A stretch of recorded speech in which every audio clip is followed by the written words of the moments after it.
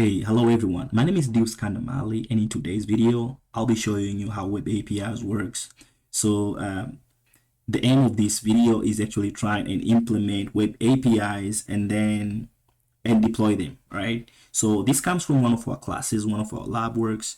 So we try and use external existing web APIs with using different services and data, and then at the end try and deploy our very own. So we created and implement ours based on some of the web using also external services. So the lab has two parts. So the first part is a Jupyter notebook part, where I'm not going to cover this one. It also using web APIs, but for the sake of this video, I'm using the second part of the lab. So the lab is pretty intensive. So the second part is actually deploying a data collection and processing service. I'm using LLMs, Flask, and SQLite. All right. So LLMs, these are large language models. If you have worked with GPT, that's one of them. Google Gemini, you have Llama, you have Maestro. There are so many, right? But for the sake of this video, we use Google Gemini to try and classify an image whether or not it is a marine debris. And if it is a marine debris, and we try and save it in our database. So in this case, it's going to be an SQLite instead of my SQL and Postgres or any other forms or like SQL Server, because we wanted something lightweight. So SQLite provides just that. So SQLite, this is a lightweight database, while Flask is also a lightweight Python web framework. So if you wanted other web frameworks or Python frameworks, you can use Fast API or Django. So Fast API is my personal favorite. Is a modern, very fast and robust, powerful. But if you want to create something heavy duty, then you go with Fast API. But if you want something light, but also does the job, Flask is where you want to go with. All right.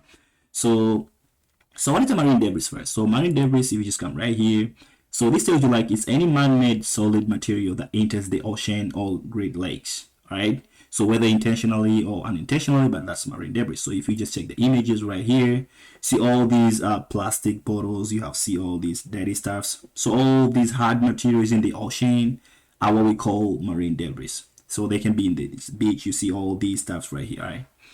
If you come into this National Oceanic and Atmospheric Administration website, they have their own marine debris category. All right, so they say the plastic, it could be a metal, it could be a glass, it could be a rubber, it could be processed wood, it could be any of these, right? So this is what I call marine debris.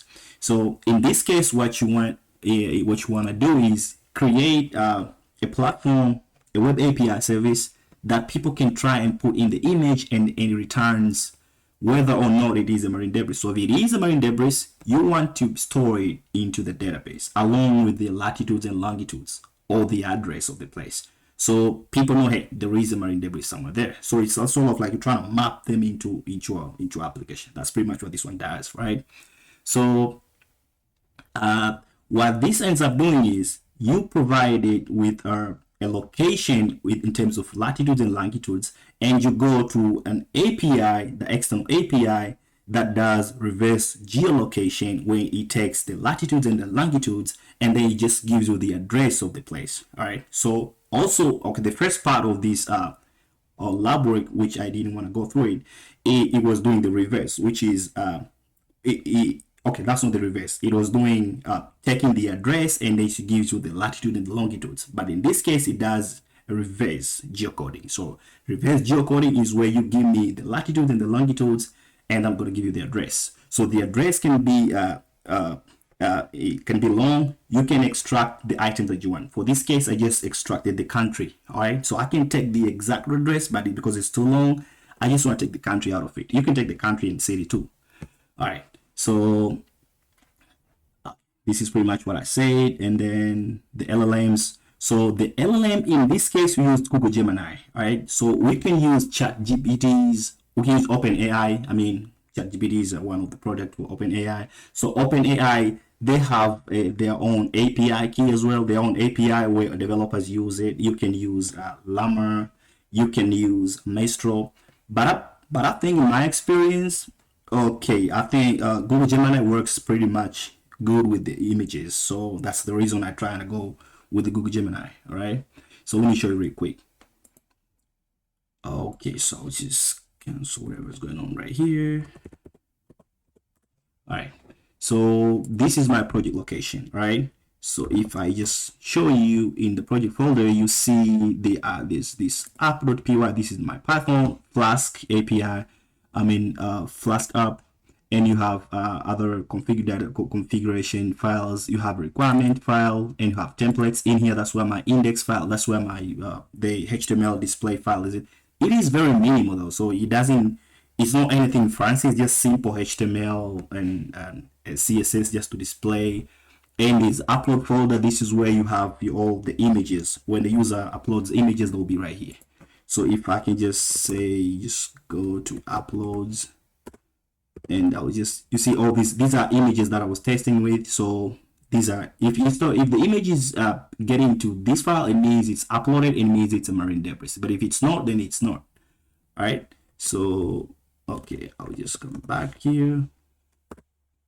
Okay, so real quick, I might show you the requirements.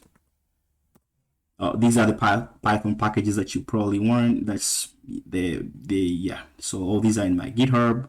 Okay, so I'll just put these files. You see all these Python packages that I need for this project. So I already have all of those. So I'll just come back here. Yes, so if I just want to go real quick in the code, and then I'll just open the app.py. This is going to be your Python file, right? So this Python file here, you see, I'm just going to explain these API that I use. I'm not going to go show the whole Python code, everything, how it works and everything. I'm just going to go just putting first information on how this one works, right? Just going to be an overview. So at the very end, at the very top, you see you have this SQLite. So this is your database. You have the requests. So this request, this is the Python library, which helps you get into different websites. This is where you are calling your APIs. So requests have different functions. So we're going to be using request.get and request.get, and then you just put in the URL, the parameters, and the headers. So it depends on the API documentation. So what you're going to put into your API calling, it really depends on the API documentation though. Sorry. So some APIs requires API key, some are open, some don't need that, some need parameters, some don't need parameters. So you really want to check with your whatever API that you communicate with, and that's going to be very helpful, right? So this is going to be the timing and the .env. So this is important because almost for every project that I do, I almost have the .env, because if I'm working with information that I don't want to put public, then that's where I'm trying to use the load.env. So this load.env is, like you see this file here. I'm not going to open this file because in here, that's where I put my API keys, all right? And then I'm going to put them in the GitHub. So this helps protect my keys. But even if somebody loads the project from my repo into their computer, they're working with it locally, they can be using API key, but they won't actually have it. So it's not there. I'll always be using the method called os.getEnv. That's the reason I'm importing os right here. So os.getEnv means go to the .env, then I put the variable. It's going to extract the specific value that's in the variable, and then just put it right there. Okay, so real quick, so this is the login. It will create logs. So at least in this case, I might just go back in the console and it's showing me if there is a reverse lookup done, a reverse geocoding done, latitude and longitudes and the address. I'll probably show you a bit later. So right now you have this app. So this app is very important because this is an instance variable for my application. So what it ends up doing is, if I want to start the application, I need this app variable. So I'll show you later when I'm deploying, when I'm actually running it. All right, so right here, this is the upload folder, the location where I want all my images to go. And here you see these are my allowed extensions because it's an image. I don't want people to just be uploading files that are not relevant, right? I don't want you to put a doc or PDF. So I'm specifying this image formats right here, and the length, because when you're dealing with images, you only want to make sure that you limit the max limit, and in this case, this is like 16 times 1024. So this is going to be 16 megabytes because this is like this is the whole bytes, and then you convert them, you have a megabytes. So you want this to be like a maximum file limit. So just check these files first before people can try and crash your server, because they can be uploading so many files, and then it makes your server a bit slow. Okay, so I'll just go quick here. This is the database part. I'm just gonna ignore this one real quick. All right, so the most important thing here is also the cache. So the reason I'm putting this here, so you see this empty dictionary here. All right, so what this does is I'm just going to create a cache file that stores all my geocoding. So if people enter the latitudes and longitudes, and I can resolve, I get the exact hit of the address where this latitudes and longitude belongs, it means I will be storing them in my cache, in my local cache. So the reason for doing this is next time if somebody else enters the same address, it checks from the cache first, from the cache memory, just like how cache usually works. And if there is a hit, then it returns it. So without actually going to the external API. So you don't have to make a request into the external API, because that's going to be costful. Because first of all, these external APIs, they have limit, right? So for instance, this reverse geocoding, it has a limit. You have to make a request just one request every second. So this tells you that if you have too many requests, then it might end up, being slow or something, right? So it's a good idea always involving putting the cache. So right here, I'm initializing it library. The cache memory to an empty dictionary, and then yes, this is going to be where the file is going to be, the cache file. So the geocode cache.json, and later on I'll just come here, and then it's checking if the files exist. All right, so this file here, I'm checking if it exists. If it's not existing, then create it. That's pretty much it, right? So you don't have to, if I'm uploading this application, if I'm uploading this app on the GitHub and somebody else takes it, they don't have to create manually a cache file, but it's going to be created if it doesn't exist. But if it exists, then it takes it from there. All right, so right here, this one I'm checking where the files, the extensions here that I say they are allowed, if they are actually images. If they are not images, then I say, hey, that's not an image, so we can actually continue. Yes, so you have a reverse geocoding here. That's to take a latitude and longitude. Now this is where the real money now, right? So this is where I'm communicating with my first API. So hey, I just come here. I'll check the key. If the latitude and longitude exist, if the cache return something, then return it. So I'm checking it in the cache first.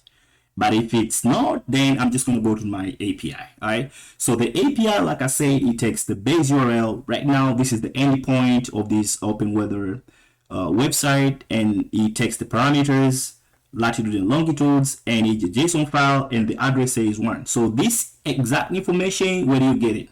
So for any API, like I say, you have to check with the API documentation that comes with it, right? So this is a API documentation that comes from this nominating website. So they say you have to check exactly this base URL with this /reverse. Otherwise, it's going to take you to an endpoint. You just want to go to the reverse geocoding endpoint, and it takes the parameters. The reverse geocode always takes the latitude and longitudes, and you want the format to be a JSON, and the address says 1, all right? And the headers. So in this case, this is just the header you're gonna put, like this is the user using it. But if you have an account, probably have a different name, you're just gonna submit that account. This is like a guest. You don't have to actually open an account. If you open an account, then you're gonna have to put your account there, like your actual account. So they pretty much like give you an guest account, right? And if the API needs a API key, right here inside the header, that's where you're going to put the API key. All right, but again, I could have put that in my env and then load it somewhere here, but okay, load it somewhere and then just put the API key, just pass it here. But also in this case, they don't need the API key, so I don't have to worry about it. All right, so okay, so this exact line here, you see, this is where I'm calling the API. So like I said, the request library using a get function. So request.get, it takes the base URL, like I say, and the parameters equals to parameters, these parameters, and the headers. So some APIs don't need parameters, just optional, so you don't have to pass it if you don't need it. All right, some don't need headers, just base URL, but mostly I know they need headers at least in base URL. And parameters is like mostly the least optional, like the most optional, I'll say. Okay, So in the response right here, if you just say, so the first thing is you want to know if whether or not you got a hit. All right. So I'm printing here. This is just for me checking if it returns anything. I'll be interpreting the console. So the console will tell me, hey, this latitude and longitude says the response code 200. It means you just got into there. Okay. So if the response, the status code, if the status code is not 200, it means you did not get into that API. So you want to check something else to do, right? But if the response code is 200, it means that's a success. It means you could go into the actual API, all right? So if you just go into the website, now what? So take response.json, take that JSON file and just put in the data, right? So the data here is the object with the JSON, with the data now, right? So I'll just come into the data.get and extract the address. So I'm trying to extract the address and get the country. So exactly this is what I'm trying to extract inside there, because it is a pretty big object. It has so many different things. So you can try and put that as a list, or if it's a dictionary, it depends on how the format that comes with it, right? Okay, so geocoded cache, remember this guy now, all right? So we're trying now at this point, this is where we're trying to add that the country. So we add the country as a key inside this caching, and so next time you get this one, it tells you, hey, with this latitude and longitude, this is a specific country. But if you can get that one, geocode cache, and then just take that dictionary and then you add into the list of your dictionaries in your geocode cache JSON file.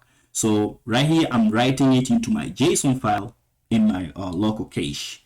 Okay, so otherwise, it means I couldn't get to 200. I don't want to bother, say, hey, it's an error, report the status error, because it's easy to notice which error is it, and probably try and see something else. So right now, we only need, if we only write into our JSON, we only write into our cache if it's a hit. All right, and return it. So it's going to return a country, which means I could have extracted something else, but I just wanted a country because the address could be long, like I said. Okay, so this is a more formal error using a try except block. So it's going to extract the error code and require a more formal structured error method built in, like it reverse geocoding failed for whatever reasons, if it didn't hit or maybe it wasn't there, it depends. All right, so these time slips, one means make sure that the limit is every second. So the computer has to pause at least for 1 second before it makes a different request. So this will be done once every second, this whole function here, accessing that reverse geocoding. All right, so okay, so the second part, this is where we classify debris or not. All right, so this takes two things, an image path and the description. So we upload an image and then the description. This is something we write optional, like we just put the descriptions there. So okay, so right here I'm communicating with the Google Gemini API. All right, so if you don't have this, first of all, you have to do pip install Google generative AI package first. So after installing, then inside there is a Gen AI. So the Gen AI here gives you a way to communicate with your image. So it say, hey, right here I'm loading. You see this oyster.env. This I'm loading from the from my .env, from my my .env file, the API key, and check this API key. I'm using Google Gemini 1.5 Flash model. There are so many different models. I'm just using this one inside the Google Gen AI, the different AI models. So what this ends up doing is I'm just giving it a prompt, say, hey, analyze this image and this description. Like I said here, I'm passing both images and description. Okay. So determine if it contains marine debris, NOAA categories. I already mentioned these categories. So what this does is, if it does, then it's going to return a JSON file, say it's a debris or it's not a debris. So if it's true that's a debris, they say, hey, it just picks one of these categories and return it. But if it's not, then return empty categories. All right. So like I say, okay. So the first thing you should know is when you're working with AI models, API, if you're really working into them as a developer, you should be very careful. Pay close attention to the prompt that you're doing it. So prompt engineering is something very, very, very important, right? I couldn't emphasize how important that is. All right. So it's going to generate the content, and then at the end of the day, you say, hey, it is a marine debris. If it is a marine debris, classify it is or not, and then if it's not, then just don't put it. That's pretty much what it does. I don't want to go if these are the routes. I don't want to go into the routes into how Flask works because I just want to show this to APIs. So if I come back right here, I just want to deploy it, right? Because it's a Python file, so I can just pretty much say, hey, Python, then let's run this one. Okay, so this tells you that it's running, all right? It says, hey, saving Flask app, and the Flask app is running. So this is, however, a developmental thing. Though, if you're developing and you're trying to check if there's error, this could be fine, but you can't actually deploy it with this. So like it says here with a big warning, say, hey, this is a development server. Do not use it as a production deployment. Use a production WSGI server. Now, WSGI server is a web server gateway interface. So in my case, I'm using GUnicorn, right? So you can have different versions of this. It depends. So Flask, I'm only using WSGI. Similar to this one in Fast API, I'm using UVcorn. So it really depends on where you want to work with it. Okay, so in my case, but however, I can still check if that works. So it says I just go to the 127.0.0.1.500. I'll just come right here and I'll just write that one 127. Okay, it's already there. Boom. So it deploys the app. So it shows that the app is running, right? So if you just come here, so these are recorded debris entries. I already tried those with a bunch of different categories, and these are different GPSs. So to sum it up, what I say is it's going to be taking an image, and then along with the image, you just put the latitudes and the longitudes. And then it's going to be doing reverse geocoding to tell you whether or not that is a marine debris or not. So reverse geocoding is just to provide you the location. So if I give you this, it's just going to translate it into this country, all right? Or I'll do Google Translate. I can translate this and then change, say, just give it in English. Like if I say this, hey, that's United States. If I say this, it's Tanzania. So it just want to give you the exact location of these places, right? And what this ends up doing, the image checks this. I mean, the AI model LLM, in this case, Google Gemini 1.5 Flash, what it takes is say, hey, this is a plastic, or so it's going to classify as a plastic. This is a plastic fabric, so it can be both. Like you see, this one is also plastic, it's a fabric, it's a processed wood, it's also a rubber. It just takes, and these are descriptions, these are very optional. So it takes these information I put here, and then use the image as well. Even if I don't put any description, you just take the image and say please. So right now I have like 11 of these. It shows you this works, right? So if I want to test it, also I can just come right here. I can just say marine debris. I'll just come here real quick, and then I'll just check the image right here. So I know this one for fact it is a marine debris. I'll just save images. I'll say marine underscore debris. I'll say now. All right, so this I know it's a image I just saved right now. And then I just want to put something else. I can say car. Okay, so I know this is not a marine debris, so I'll just say save as. I'll say car not debris. All right, so for testing, I just put those two images, and now I come back here. I try and upload this. Okay, I'll just come back Oh, sorry, I'll just come back here. No, downloads. Yes, Marine Debris. Okay, so we will start with this Kano Debris. So if I put here, I say this is a car. And like, I'm just gonna make things up, right? No, I remember this is this has to be in Tanzania because I remember they once put this one here. So I'm trying. So this the idea is this is not a debris, so it should not be getting hit. If it is, means the LLM model is not doing its work or something is wrong somewhere. All right. So I'll try and upload this one. You say, hey, image doesn't contain marine debris. So if it's so, then you can add it there. Bingo. So we know this one works, right? Okay. I wanted to show you something else. If an image is also uploaded, I can come right here. But I think I would rather just go into the deployment part and then test it there on the server. We might do the same testing. We know it works, right? So we just come back right here. I'm just gonna cancel that one. Control C. I'll just clear that one again.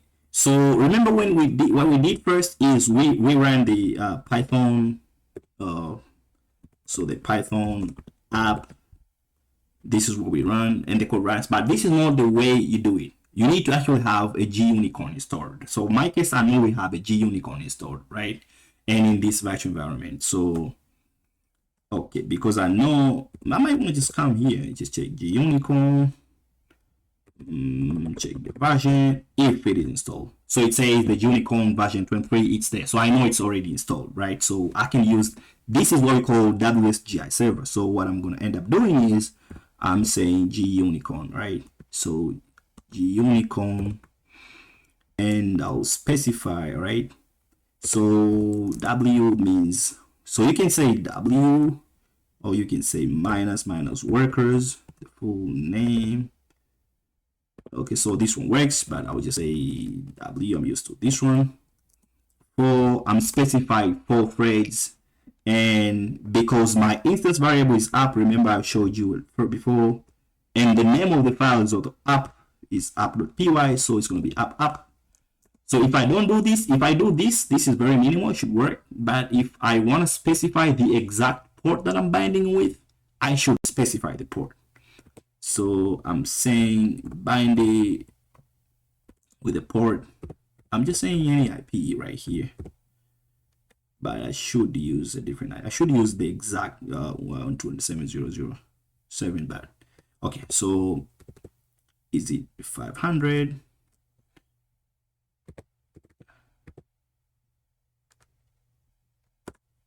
Okay, so right here, I'm binding it to a local port and saying, hey, just bind this up with this port and it should work.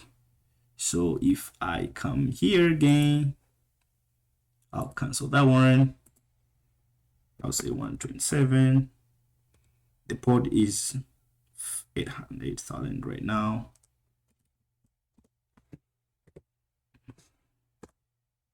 So this one works again. So it shows you now we can deploy it. So this is here. The difference between the first and the second one is at this point I'm using a GUnicorn server, which is WSGI, which is the recommended one, right? Now I'm just gonna go into the server real quick, and then because this is already uploaded, it's already deployed into the server, I'm just gonna show you how running that in the cloud. So the first thing I'm doing it, I'm just gonna cancel that one. I'll just clear that. It shouldn't matter though, even if I was just doing. Okay, so I'll come here first, and then I'll just copy the Oracle instances. So this is my Oracle server. I already logged in. I have an account here. So I created instances. So these are instances of my 2 different applications. So this is one of the application also running into it. But for this case, of this service, I install in this Ubuntu instance right here. So this is the IP address should be running on, right? So if it says running here, it means everything is fine with this one. Okay, so if I can come here, if I can ping this address, I can ping, okay, I'll just write here and paste. Okay, this tells you that it's up and running, so I can put here. But again, I cannot test this IP. It's because if I just put here, I shouldn't be able to go in there. Yes, I have this error. It says Nginx running. It's because I already deployed it. So I deployed it into I mean, sorry, I already have it. I have a domain. So if I want to access it, no, I should be able to. Okay, let me check it. So I'm sorry. The reason it's not running is probably I haven't started Nginx. Okay, so let me just come back here. Say here Nginx 1.8. I'll just come back right here. I have to log into the server. So I have to log in into my server, into remote server in my red computer. So I should find my SSH keys. I usually save my private SSH key in this computer. And okay, SSH minus RE. I can just check SSH file. And the name of the computer remotely. The name of the server is Ubuntu. And the address, the IP is 150.230.36.204. This working? Yes. So you see right here, this says I'm in Ubuntu instance. This means I'm in Oracle now. I just log into my Oracle server, but this one was the previous one. This was my computer. So I will just clear so that I don't have so many things in my screen. Yes. So this screen here is a remote computer. So I also have the project in here. If I just check ls here, the project is lab 6. If I can just get into the lab 6 real quick, lab 6, boom. So I'm in the project. I'll just check in here. Okay, so I have my files. I want to check in. First of all, I want to have my virtual environment. I'll go into my virtual environment and activate real quick. Okay, so I'm just going to activate this one. Boom. Okay, that's activated. All right. I'm just going to go back into my project directory. Okay, so now I'm here. I am. All right, if I just do dir. Okay, so it says marine debris service. This is where I want to go. All right, so marine debris services, if I cd and check marine debris services right here and ls. Okay, so you see this is exactly what I have in my local computer here. All right, if I just ls, that's pretty much it. All right, so I can do here, but here I'm doing communicating in the server. So what we did is, so the first thing I showed you was to run it through in the local computer. We used a Geocodes, AWS GI server, right? Now that is good, but though there is a reverse proxy which is Nginx. So Nginx is a reverse proxy that comes on top, that sits on top of your Green Unicorn app. So in top of your Flask app, you don't want people to communicate. Like you don't want to expose your project, your service to the internet exactly, but rather you want to put Nginx right there as a reverse proxy. What this ends up doing is, if people get requests, all requests that comes to your project, they will be filtered in the Nginx layer. That's where the reverse proxy is, and then it's going to be forwarded to you. So this is a very good thing to do, because first of all, you can be doing load balancing, because it helps you handling all this load balancing. Also the security layer, it acts as a security layer, because you don't have to hassle, you don't have to worry about your project being exposed directly to the users like we did before. So that's a good thing. All right, so the first thing you want to do is you want to check if the Nginx is in there. I know I installed it, so Nginx is already there, but I may just want to check Nginx. So Nginx, if I just check check version. Okay, it says view Nginx 1.8 when whatever. So I know it's Nginx there, right? So I can just clear this so I don't have so many things in my computer. Okay, so that's Nginx is there. So what should you do now? So what you can do now is you're gonna have to try and you're gonna have to start the Nginx. But the first thing you can do is maybe just get into the Nginx, sudo Nginx files, sudo, okay, sorry, I have to open it with a nano built-in editor. nginx, and then check the sites enabled, and that's where I deployed my marine debris file. So this is the nginx configuration file, right? It tells you, hey, so what this ends up doing is, this is my marine debris, because I already deployed it, and then I already use a DNS server. So I'm using this DYNV6 or DYNV6 is a dynamic VS open free service where it maps your IP address into your domain name.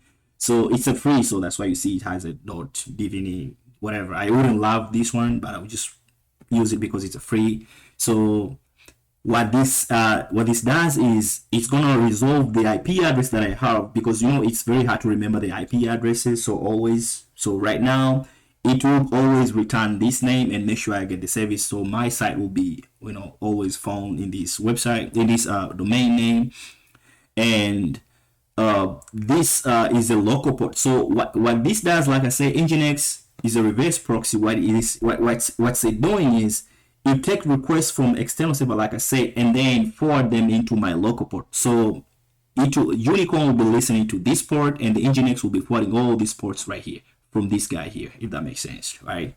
Yes. So we also put the certificate let's encrypt using let's encrypt. So using let's encrypt set board.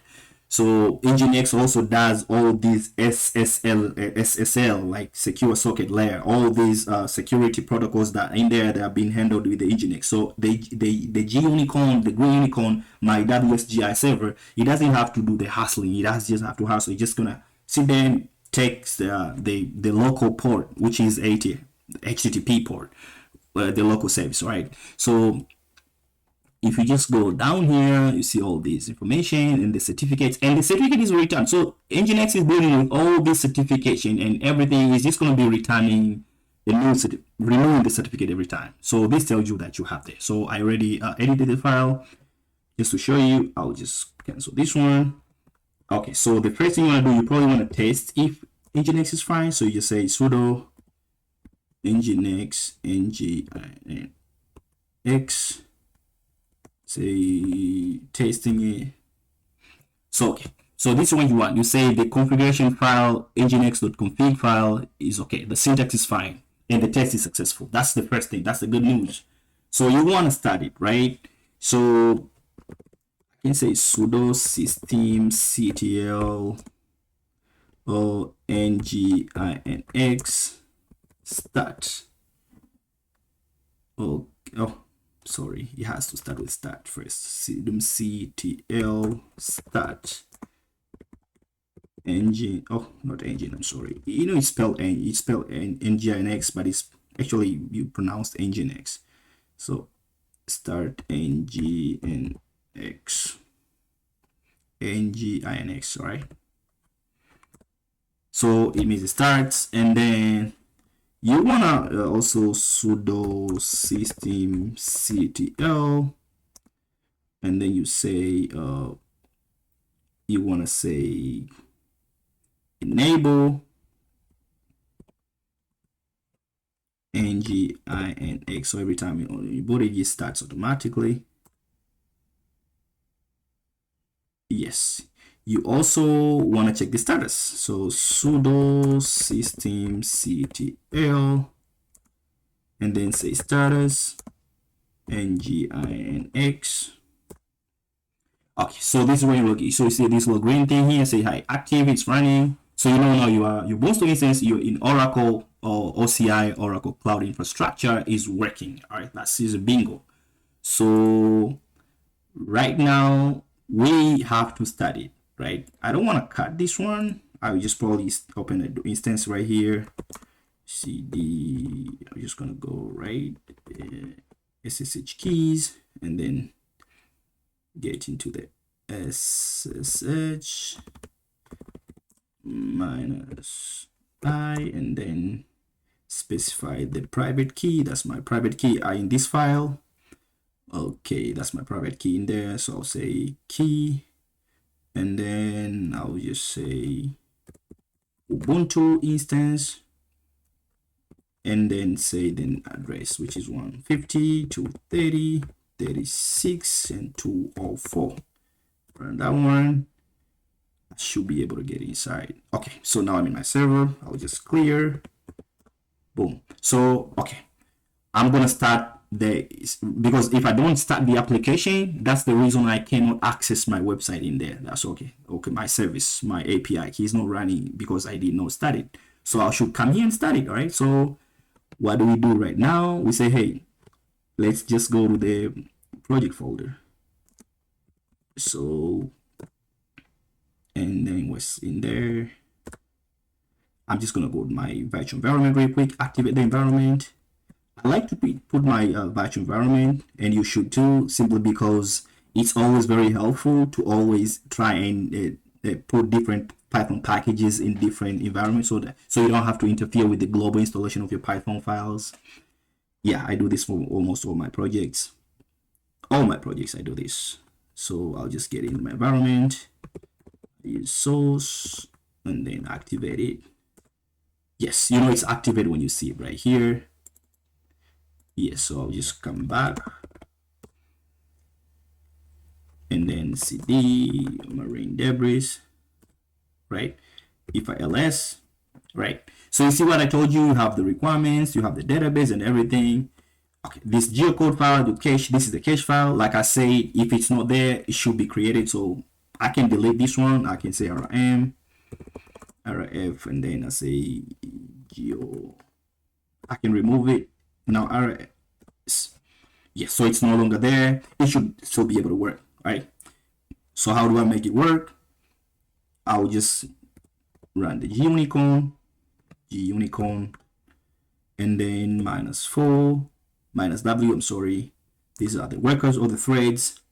I want them to be 4. This is because of my CPU. Again, you might specify going to your CPU cores. If you have many, you can put as many as you want. But for my computer, I just want to put 4. This is a default though. Like every book says this. This like how the standard. So if it's not, if you don't have that many, it won't affect you. All right. I'm just gonna app. The instance is app, and the Python file is app.py. So the reason I'm just putting it, and then I'm gonna bind it. Yeah, you have to be very careful when you're binding it.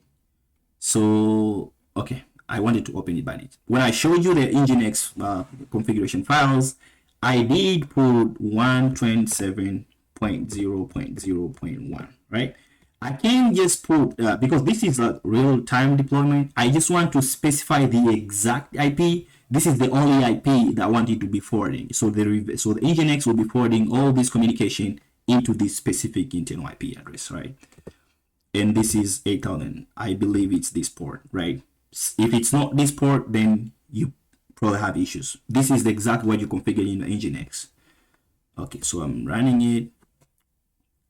Boom, says the port is already in use. Oh, it's because when I first started it locally here, I did not delete it. I sort of like just stopped it, and maybe it's running internally. So I have to fix it. Let me just check. It says the port is in use. So I can check list of let's check who's using the port. If the port is used by somebody else, there'll be a conflict. Okay, so it says here geocodes Ubuntu. So this means the port is already running. Maybe from the previous instance, maybe I don't know. So I have to just delete this one, right? So I might say sudo, and then I'll say kill -9 and specify these are these. I hate it because I'm have to using it manually. The 180 58 05. I don't know if there's another way to do it. I'm manually specifying them. 201 4256 201 4257 and 201 4254. I really hate this, but I have to do it. Actually, there was a way around it. 260. Okay, so if that's correct, and then if I'll try and run it again, they should be doing it. Okay, So nothing is using it. So right now, let's go back and run that previous. Yeah, if it works now. Boom, it's working, right? So it means I can actually go in this, it can port. So Nginx is running, the service is running. So if I go back in the web, I should try and run that one. Okay, let me just come here, the Marine. This is the DNV6. I'll just copy this one. I'll cut this one. This is my local instance. I'll just cut this and try and put it here. See if this one works. Boom, it works. So it means this instance right now is running from the server, right? And if you come here, you see the connection is secure. It's because of the security from the let's encrypt. That's where you get the security from the set board, right? Certificate board. So the certificate is renewed every time. So before this one, you just check here and it'll give you a little error here which says connection is unsecure when you're actually using HTTP, but this one is actually secure. And everything is handled in the proxy server layer, which is very, very important, right? Okay, so if I'm uploading it, I'm trying to upload. So we tried, the first one wasn't working, which was a car. It didn't install. So before we upload anything, we just want to see, we tested with a bunch of images. See, it just takes all this information. So let's come right here. Many there are 22. So we should add one more. And we say we know it's a marine debris. Now we downloaded it and then we just put it there. So say it's a marine debris. It's a marine debris. All right, latitudes, I'll just put the Tanzanian 6, -6, and then 39, and submit it. Let's see what works. You see, it's green now. It says submission successful, which means it is a success. All right, so if we come right here, now we have one more. It's also a plastic and a metal, right? And this, it takes these guys, it reverses them and have actually a Tanzania. This is a marine debris. I just put this is a description that I just put. This is how it does the reverse proxy, and this is a metal. So that's basically what we were supposed to do for this lab work. I hope you like it. Thank you very much and see you next time.